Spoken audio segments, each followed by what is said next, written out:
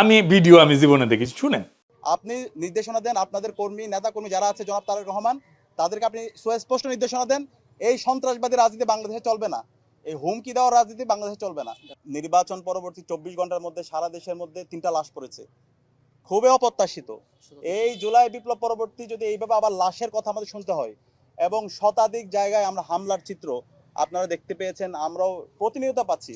ইতিমধ্যে আমাদের ডাকসুর জিএস যে তালিকা পাঠ করেছেন, আমাদের তালিকাটা আর অনেক দীর্ঘ, আমরা ডকুমেন্টেশন করছি এবং প্রত্যেকটা ডকুমেন্টস আমাদের কাছে আছে, আমরা আপনাদের কাছে দিয়ে দিব।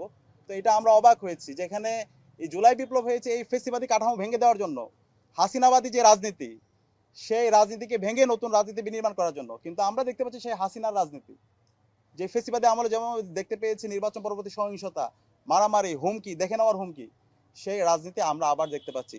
24 ঘন্টায় 3টা লাশ পড়েছে, শতাধিক জায়গায় হামলা হয়েছে। আমরা হুঁশিয়ার করতে চাই, যারা এখন দায়িত্বশীল পর্যায়ে এসেছেন, যারা সরকারি দল হবেন, প্রত্যেক নাগরিকের নিরাপত্তা আপনাদেরকে ইনশিওর করতে হবে। আর যদি একটা লাশ পড়ে এবং এই লাশ যারা ফেলিয়েছে তাদেরকে বিচার আওতায় নিয়ে আসতে হবে।